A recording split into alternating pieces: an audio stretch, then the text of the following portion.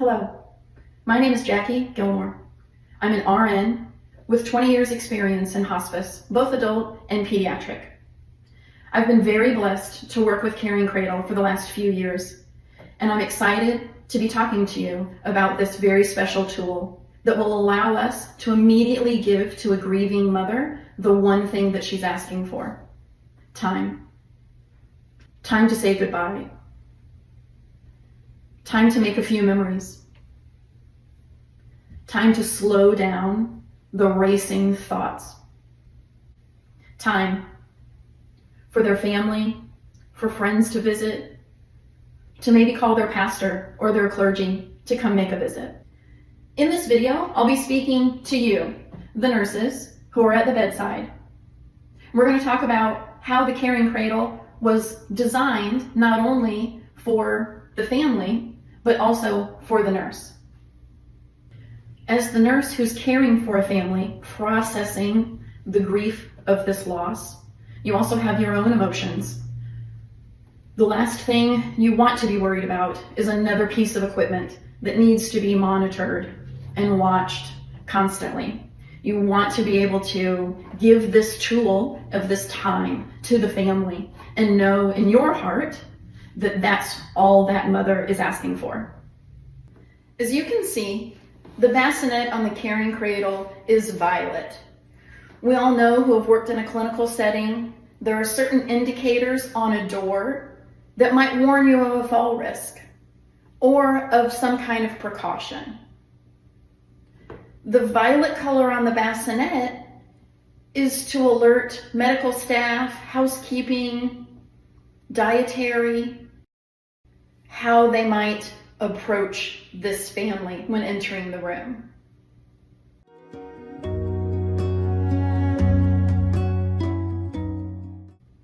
So when the Caring Cradles leave their facility and arrive to your unit, the utility cart side with the compressor is going to be locked. There's no reason that the nurse, or especially the families, should have access to or need to get into this side. It does have a key that should be stored with biomedical. So this side, where the compressor is. The other side of the utility cart will be open. You can use it for some storage, some blankets or anything that you might want to, have handy near you. It's also where, when the Caring Cradle arrives, the power cord will be placed in there in its packaging. And then when you're finished with the Caring Cradle, putting it into storage, it's where we would suggest putting the power cord so that we're sure that it and the gel mat are with the Caring Cradle. The Caring Cradle was designed to be a closed system, so the bassinet is permanently attached to the utility cart. So the only setup for the Caring Cradle is to simply plug it in. So once we have it in the room, we know where it's going to be placed. It will be delivered with the cord in a bag inside the utility cart. First thing we want to do is plug in, this is the rear, just to orient you, this is the back of the Caring Cradle. We'll take the female side, plug it in right under the on and off toggle switch. This end, the 3-pronged male end, will go into the receptacle. Two quick things to add. If you're not sure which receptacle to use for the plug, just verify it with your facilities maintenance department at the hospital. And also be aware of the cord as a tripping hazard.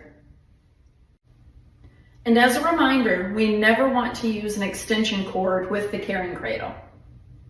For safety reasons, then any of the cloth items stay inside the bassinet. It's not advised to have material that's draped over the top of the bassinet. So just be sure that anything such as blankets or stuffed animals stays inside the bassinet. So now that the Caring Cradle is plugged in, the only other step the nurse needs to complete is to turn it on. Right above the plug, we have a toggle switch, on and off. There's no in between. So now it's on, temperature is preset, and setup is complete.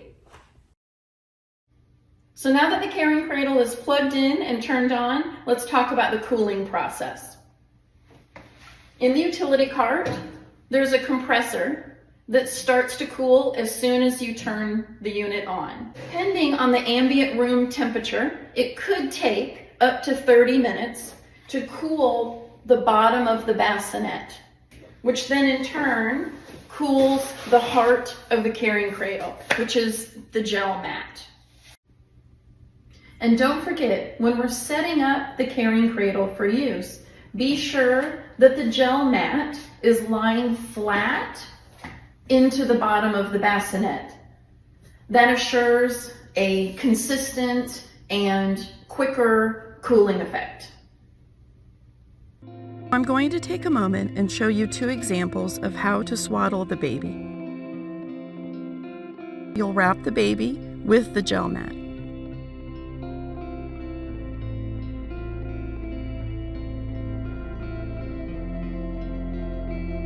And then wrap the baby in a blanket.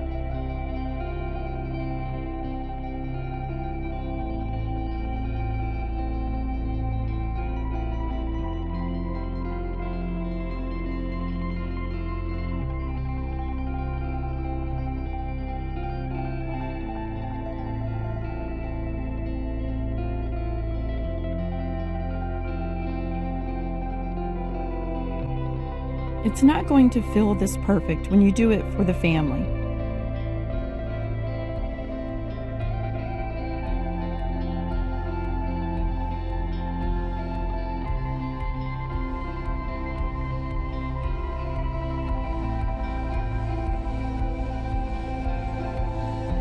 I want to encourage you to take your time.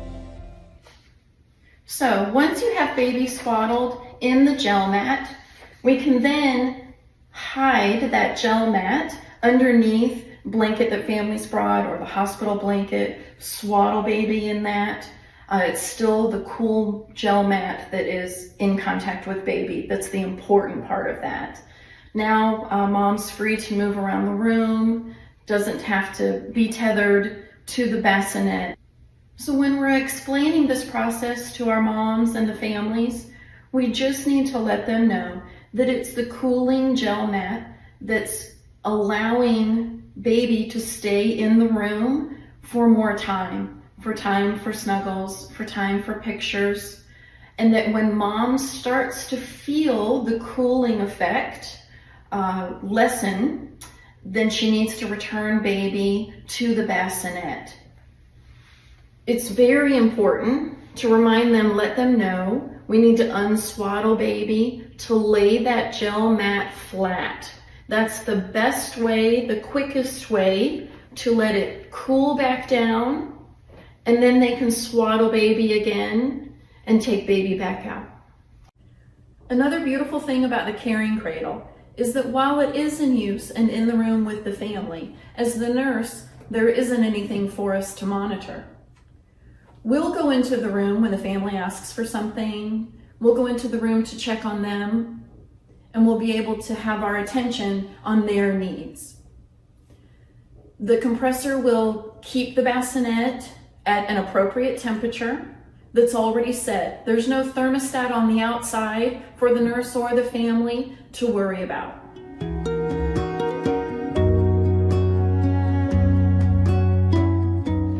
So whether your family decides to keep the baby with them all the way up to discharge, or if it's sometime before then, eventually you're going to have an empty carrying cradle. All we need to do is turn it off at the toggle switch in the back next to the plug. Unplug it first from the wall, then from the cradle. We can store it down in the utility cabinet. We want to make sure that the gel mat stays with the carrying cradle because it's intended to be used repeatedly. Okay, now we're ready to clean the carrying cradle. It's a very simple step. Whatever your hospital designates to use for a hard surface, probably your purple top Sani wipes. There's no wood on the carrying cradle. There's nothing that needs to go to laundry that we have to track down and get back. We can put our gloves on, get our wipes, and just wipe off all of the surfaces. That includes the cooling mat. It's intended to be used repeatedly. So once we've done the cleaning and wiped down all of the surfaces, the caring cradle is ready to either be stored, or if unfortunately it can be used immediately in another room if it's needed. So before we store the caring cradle, we want to be sure that the gel mat is with the cradle and that the cord has been stored in the utility cabinet.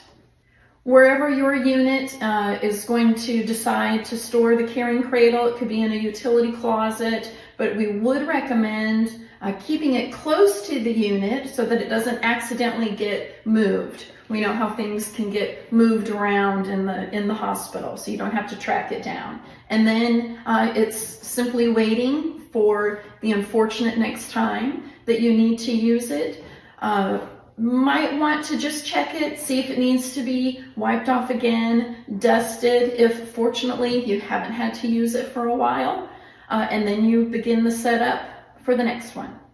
It does need to be stored in the air conditioning, and we want to be sure to not have anything stored on top of it that could damage the bassinet itself.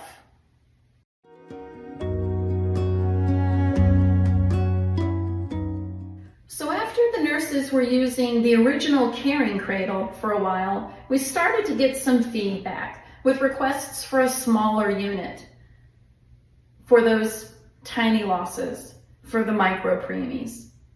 So we are able to offer now the mini. The mini, very similar to the original. The cooling happens at the bottom of the bassinet, and we have again the gel pad that we would use for swaddling or for those fetal demises that are too small. We can just place baby on top of the mat. Also, like the original setup, very, very simple. Comes with the power cord. We plug in, same placement as the original, right next to the on and off toggle switch.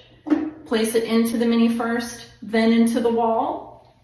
Turn it on. Then the cooling begins. The mini was designed as a tabletop. We know in some hospitals there's not a lot of usable leftover countertop space. We can direct you to a cart available on Amazon that you could purchase. Also, just like the original, we clean the mini with whatever you would use for a hard surface. We store the mini the same way. Turned off, unplug, being sure that the cooling gel mat stays with the mini. And the electrical cord. And when storing the mini, be sure to not place anything on top of it that might damage the mold of the bassinet. So I want to say thank you to you, the nurses, for spending this time with us, for learning about the caring cradle. And because of your willingness to offer this tool to the families, you're offering them the best possible start to their grief journey.